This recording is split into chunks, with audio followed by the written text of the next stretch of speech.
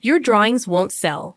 If you have time for that, get a part-time job, Liam declared, tearing up the tickets to my art show before my eyes. As the torn pieces fluttered to the ground, tears welled up in my eyes. The dream I had nurtured since childhood, finally realized in my own art exhibition, was consistently belittled by both Liam and my in-laws whenever I picked up a pencil. Despite the constant criticism, I persisted. I juggled household chores and the care of our daughter Lucy, never neglecting my responsibilities. I refrained from criticizing Liam's hobbies, but this blatant disrespect was too much to bear. I decided I wouldn't forgive Liam. It was time to live life on my terms, without allowing anyone to dictate or complain. Picking up the torn tickets, I locked eyes with Liam. I'm Emma, 35 years old, married to Liam since I was 22. Lucy, our only daughter, just started elementary school. As a mother, seeing her adapt to school life brings me some peace of mind. After seeing Liam and Lucy off and completing household chores, I settle at my desk. Working as a freelance illustrator, my clients range from individuals to corporations. Despite steady commissions, my family has never acknowledged the value of my work. We reside in a second-hand house with my in-laws, who contribute nothing to household chores and only complain about my cooking and drawing, labeling me as useless. Their belief that drawings can't make money persists, despite my explanations. They suggest I give them money from the Social Security checks they receive, claiming it's proof of their past hard work. I proposed living separately, but Liam always defends his parents, making me the villain. Lucy adores her grandmother, who spends her money on toys for her. Lucy compares me unfavorably, believing her grandma would never say no. When I intervene, Lucy accuses me of being mean, causing public scenes. One night, after Liam scolded me for making Lucy cry, he decided that he and his mother would take care of her. This commitment lasted only 3 days before I was once again tasked with Lucy's care. Despite the challenges, my art thrived. Receiving an email invitation for a solo exhibition, I embraced the recognition from clients who appreciated my work. Working tirelessly into the night, I created new pieces for the upcoming exhibition. Despite my family's indifference, the thought of showcasing my art to a wider audience fueled my determination. Facing a dilemma about inviting Liam to the exhibition, I approached him during a baseball game he was engrossed in. His response dashed my hopes as he revealed plans to hang out with friends on the day of my exhibition. "Oh, can't you spare a little time?" I pleaded. "My artwork's been recognized, and I have a solo exhibition coming up. I was hoping you'd come see it." Liam remained fixated on the TV, silent. Desperation edged my voice as I repeated, "It's my first solo show. Some of my regulars even helped plan it. And I've got some new pieces on display." "What the hell are you talking about?" Liam finally looked at me, disdain in his eyes. "Don't drag me into your little hobby. It's not a hobby. Some of the displayed artwork might even sell. Who the hell's gonna buy your drawings? If you've got time for that, why don't you just get a part-time job?" Liam shouted, snatching the ticket from my hand. He tore it up, and the torn pieces scattered at our feet. Staring at the fragments in shock, tears welled up. Picking up the pieces, it became clear Liam would never understand my profession. I never belittled his hobbies, yet he never allowed me the same freedom. "I've had enough," I glared at him. "I can't take it anymore," I declared, venting my feelings. The words solidified my resolve. I'm gonna break up with Liam. To be honest, the thought of divorce had always been on my mind. I've already got a contact number for a lawyer who assists in the divorce process. But every time I considered it, Lucy crossed my mind. Our child needs both parents. Moreover, if I left, Lucy would have to transfer schools. That's what I'd endured all this time. But that ends today. Ignoring Liam's calls, I returned to my room. Packing my things, I confirmed the lawyer's business card was there. Heading to Lucy's room, I found her doing her homework at her desk. "Mom, I'm sorry," Lucy said. Looking at her face, guilt washed over me. I hugged her, and Lucy looked puzzled. Lucy, I've decided to leave this house. What? The innocence vanished from Lucy's face. Although guilty, I continued. What do you want to do, Lucy? Stay here with Dad or come with me? Expecting her to choose her grandma, Lucy surprised me. I want to be with you, Mom. Lucy, I love the paintings you make, I said, and Lucy laughed. She smiled shyly and pointed at her desk. Just trying to be like you. I want to be a good artist too. No, you're already good. You'll surpass me soon. Tears filled my eyes. Lucy was drawing a young girl standing in a flower field, a theme I often drew. Leaving a note and the lawyer's business card on the dining table, Lucy and I headed to my parents' place. They welcomed us without hesitation, aware of the situation. It must have been tough with Liam behaving like that, Emma, my mother said. Yeah. Before I could catch my breath, my cell phone rang. It was Liam, seething with fury on the other end. Emma, where's Lucy? She's with me. She decided to stay with me at my parents' place. If we're going through with a divorce, we'll need to discuss Lucy's arrangements.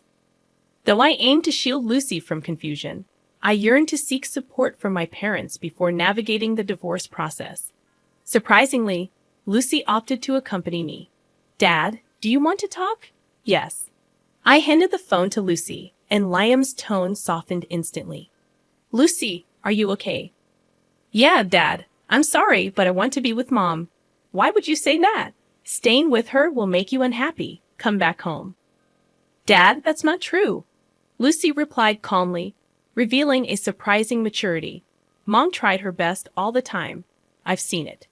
But you and Grandma kept saying hurtful things about her paintings. I'm worried about Mom. That's why I want to stay with her. With that, Lucy ended the call and gave me a bashful smile. I patted her head.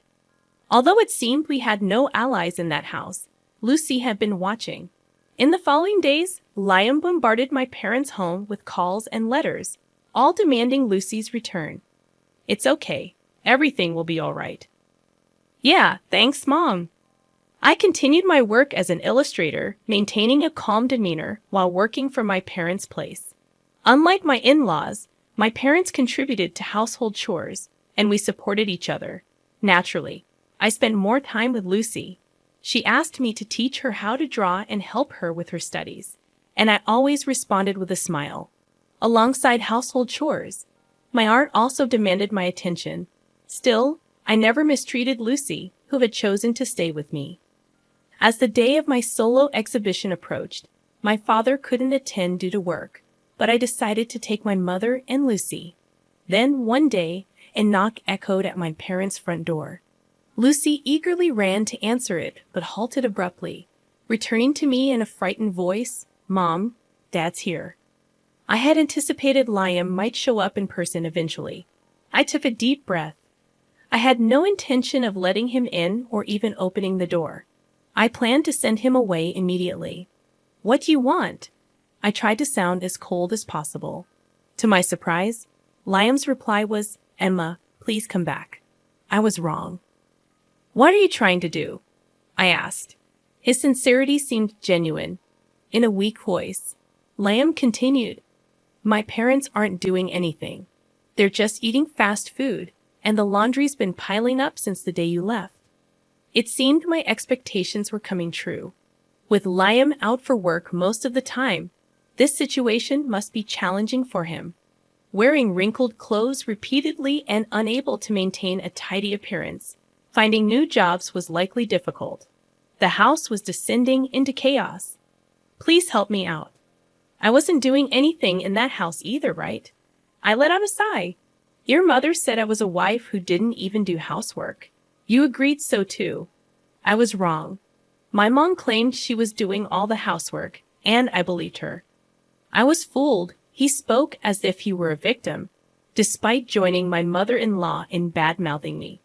Don't you have any intention to do housework yourself? I've never even held a knife, and I don't know how to use the washing machine. That doesn't mean you can rely on me. Essentially, he wanted me to return and handle the piled-up chores. What a joke. I'm never going back to that house. The day I left, I let go of all my feelings for Liam. There's no way I'm going to feel sorry for him now. I'm not your maid. Isn't it a wife's duty to do housework? Liam's tone became harsh.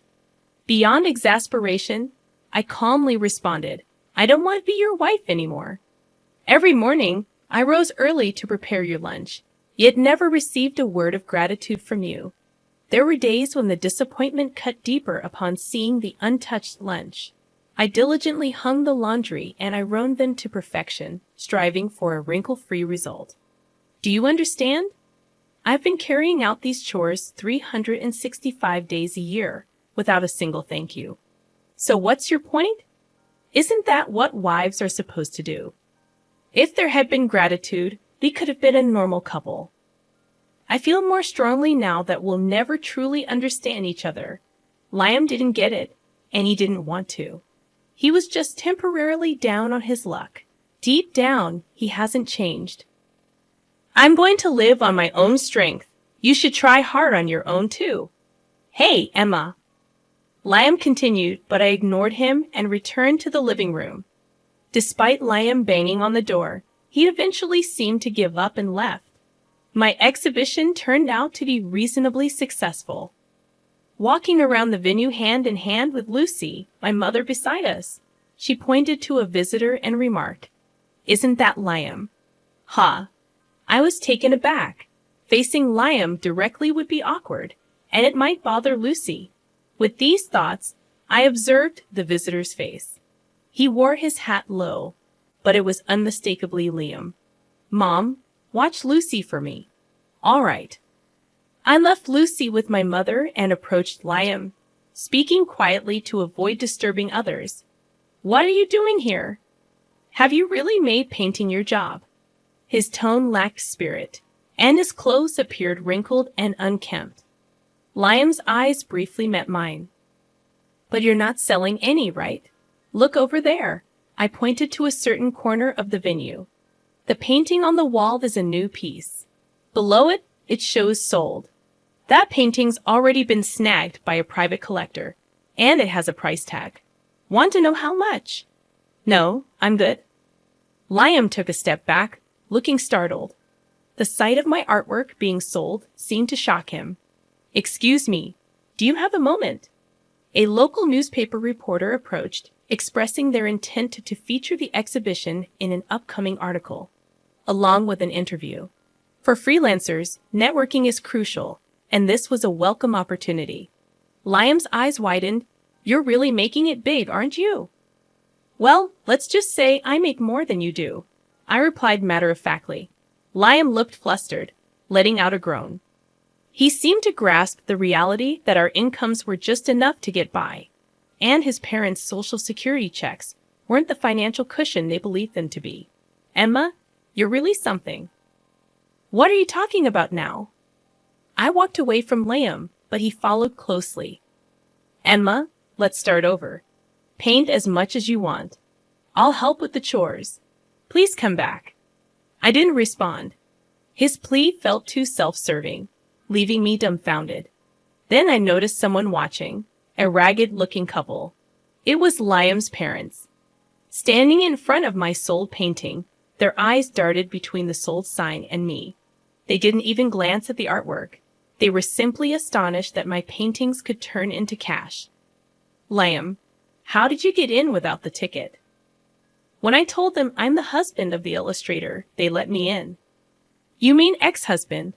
I corrected, irritation evident. By tearing up the ticket, Liam had severed any benefits from my artwork. Now he had no choice but to rely on his income and the meager social security his parents boasted about. Excuse me, this artwork is wonderful. Thank you.